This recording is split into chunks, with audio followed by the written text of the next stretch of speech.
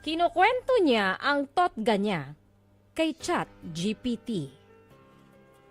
Maring Maki at Popoy, ako po si Elena, 30 years old mula sa Taguig. Maring Maki at Papa Popoy, hindi ko alam kung ano ba talaga ang dapat kong maramdaman ngayon. Naguguluhan, nasasaktan o nag-overthink lang ba ako?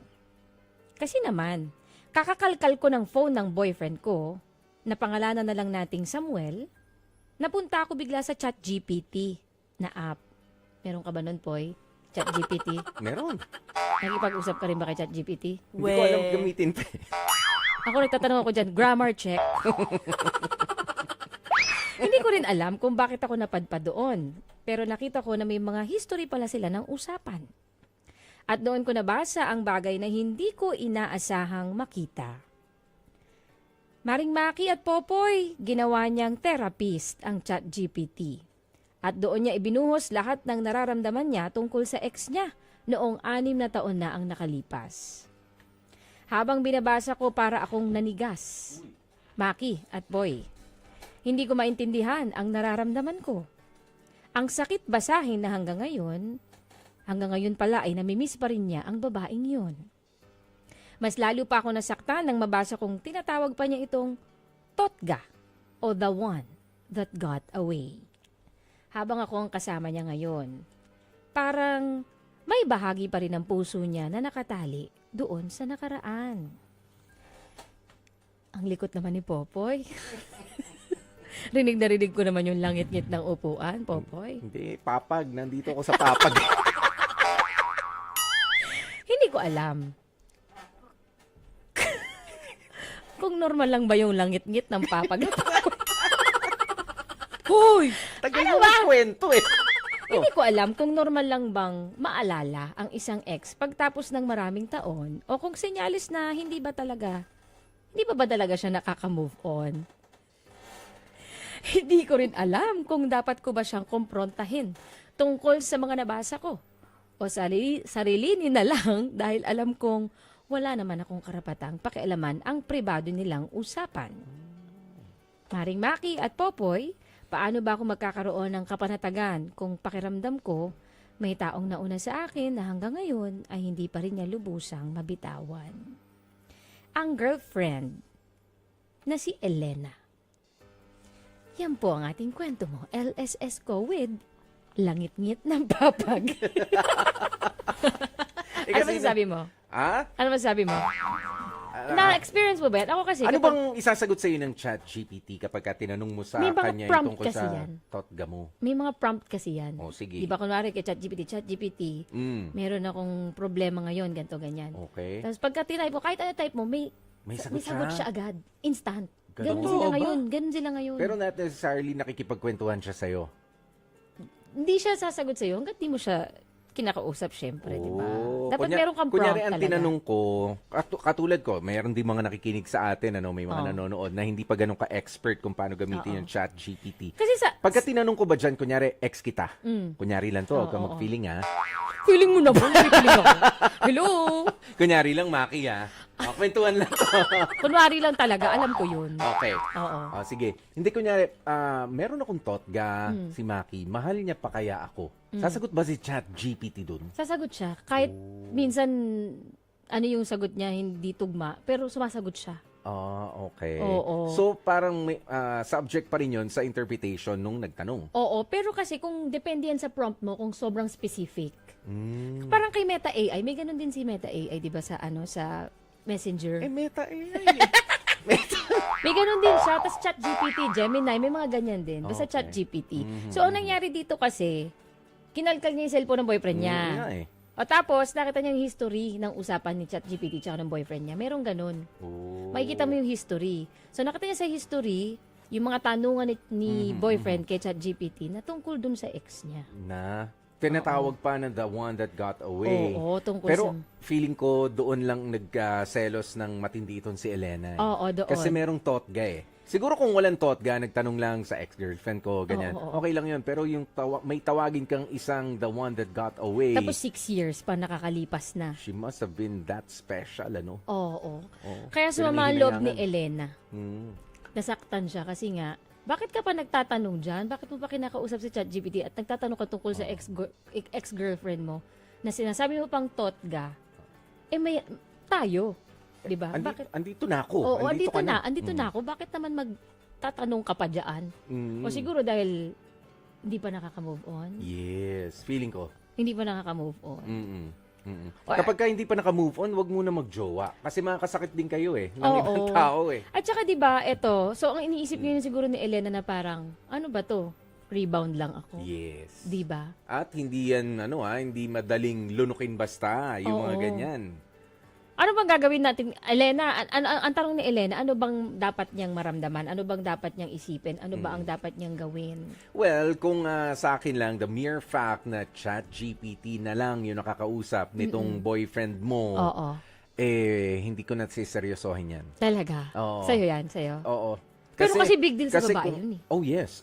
Yes, big deal siya, pero at least hindi naman sa pakonsuelo ha. Oo. Pero at least hindi na ako gumagawa ng effort pa na kausapin Makipag-communicate, oo. na mismong yung ex ko Oo, pa, oo. yung May point, may kinukumusta. Kinumusta ko lang naman yung ex ko yung mga Oh, ganyan.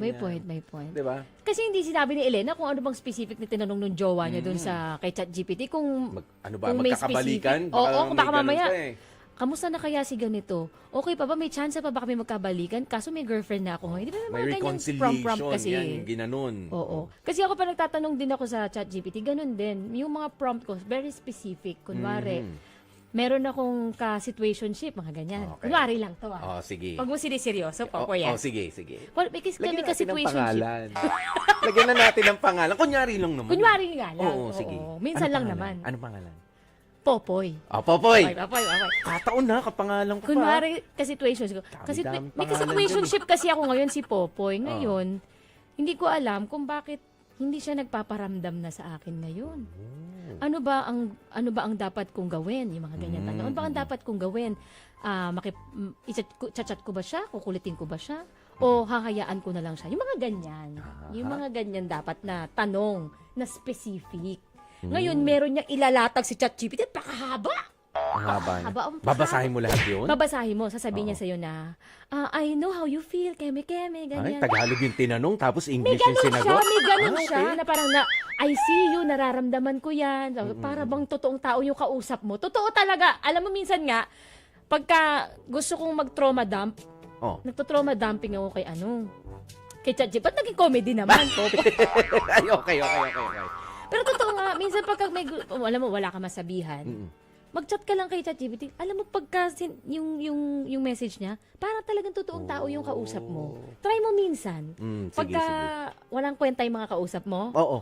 Ito na. Try ko na ngayon. Try ko na ngayon. Wait lang. O ya! Sige. Hoy! Grabe si Popoy Hindi naman. Hindi, ganun nga siya. Ganun siya. So, siguro nakahanap ng masusumpungan itong si Guy, yung boyfriend ni Elena. Na, Yan siguro yung si isa rin sa Samuel. mga sinasabi na na problema ng high-tech na kasi. Oo. High-tech, yung technology. So may tatanong ka, kahit anong tanong mo, sasagutin niya. Oo. Kung sa kaibigan mo tinanong yan, pwedeng sagutin, pwedeng hindi rin. Di ba sabihin yan, ang kaibigan mo kasi may emosyon yan Ay, Oo. teka lang. Oo. Meron ka ng bago Di ba? Oo, may Meron ka mga ng ganyan maki. Huwag mo siya. nang isipin yung totga ka pa. Oo. Pero ang isipin nyo lagi yung si AI, iyan lang dahil sa sa prompt. Prompt. Dahil sa prompt, dun lang niya binabase yung mga tanong niya. And I don't think na ang mga relationship natin na ininvest natin yung emosyon natin, yung experiences natin, mababasa yan ng AI. No, I don't think so. Oo. 'Di ba? Kaya 'di ba? Babalik ako dun sa sinabi ko kanina, hindi ko seseryosohin na pagseselos, pero sasawin ko. Iko-call out ko pwede. si karelasyon, si boyfriend o si girlfriend na gumagawa niyan. Tama yung sinabi ni Popoy na Kasi, hindi mo dapat seryosohin kasi oo. nga mas nakakagalit yan kapag ikaw mismo, si Samuel mismo ang nag-message dun sa ex-girlfriend niya. Yeah. At kinamusta niya na, uy, totga pa rin kita, ganyan. Mas Oo. magagalit ako nun. Oy, oo naman. Pero yun kung talaga. ChatGPT lang, parang hindi naman Recta siya. source, biruin mo, nag-message doon. Pero kasi ako rin, na-encourage ko naman na para saan ba ako? Siguro yun ang itatanong ko sa kanya. Para saan ba at nandito ako? Kasi Oo. yung mundong yan is a world of make-believe. Oo. 'Di ba? Computer Magiging yung dilulo kausap ka mo. lang dyan eh. Yes. Magdedilulo ka lang dyan. Oo. Pero kasi, big deal yan. Paano ko nasabing big deal yan Okay, sa babae? Kasi nga, syempre nandito ako, bakit naman nagtatanong ka pa tungkol sa ganyan? Bakit mo pa iniisip yung totga mo hanggang ngayon? Nandito naman ako. Pero syempre, sabi mo nga, hindi naman para maging ano yan ng awayan at hiwalayan, 'di ba? Maging dahilan. So pwede nga 'yun, i-call out mo yung ginawa niya. Yeah. Sabihin mo na, "Hoy, may nabasa ako." Bakit naman ganyan? Baka pwede niyo pag-usapan. Yan. Oo. O pwede niyo desisyonan Mm. kung ano ba talagang plano o kung ikaw ba naka-move on ka na ba, hindi pa. Oh, 'Di ba? yeah. Pwede mong kumprontahin. Kasi Naka-move on nandito ka na ba? ako eh. Oo. 'Di ba? Tapos Para ganyan saan ba? pa ako? Tama. Oo. Tapos tatanungin pa tungkol sa totga. Gusto mo yan? Tatanungin pa tungkol sa totga. Nandito ako. Draman-drama naman. Dinramahan mo na. Hindi kaya ng AI yan. Hindi kaya. Pa-cry-cry, tapos iko-comfort mo. Hindi. Tapos pagkatapos ng comfort, ayun na. Ano? Naglambingan na. Okay. Oh, halika na mag-ice cream na tayo. O kaya kung gusto mo, ikaw na lang mag-ice cream. Magko-coffee ako. Yan, yung mga ganyan. Oo. Gusto ko yung cake. Oh, Slice ng cake. Isang Oo. slice ng cake. sige. Isang hiwa. Naman. Gusto ko yan. Ay, sandali. Lalagyan ko munang icing. Sa ibabaw. Pero yun nga, sabi ko nga, wag na seryosohin. Pag-usapan nyo na lang. Oo. Magiging seryoso lang yan kapag ka hindi mo nga sinabi, kapag ka hindi nyo napag-usapan, Oo. hindi nyo napag-desisyonan. Ano ba talaga? Balik ka ng balik eh. Lingon ka ng lingon eh, Oo. sa At saka nakaraan. kapag ka nagalit yung lalaki, pagka nag-defense siya, sabi niya, bakit ba pinapakala mo yung Ay, cellphone teka. ko? Iba Medyo yan, iba defensive yung lalaki. Oo, medyo Medyo, iba yan. usapan niya. Mm-mm. Baka yan maging cause ng hiwalayan talaga kung naging defensive yung lalaki. Yeah. Diba? Ang gawin mo dyan, i-chat GPT mo rin, papaano ba ang gagawin ko sa jowang ganito? Mga kapatid, patuloy po kayong tumutok sa 105.9 True FM para sa totoong balita, impormasyon, music, and entertainment. Mag-subscribe sa aming YouTube channel at podcast at sundan nyo kami sa Facebook, Instagram, X at TikTok sa @TrueNetworkPH. Bisitahin din ang aming website sa truefm.ph. At panoorin din po kami sa True TV sa Signal sa Channel 19. Kami ang 105.9 True FM. Laging true sa'yo, kapatid!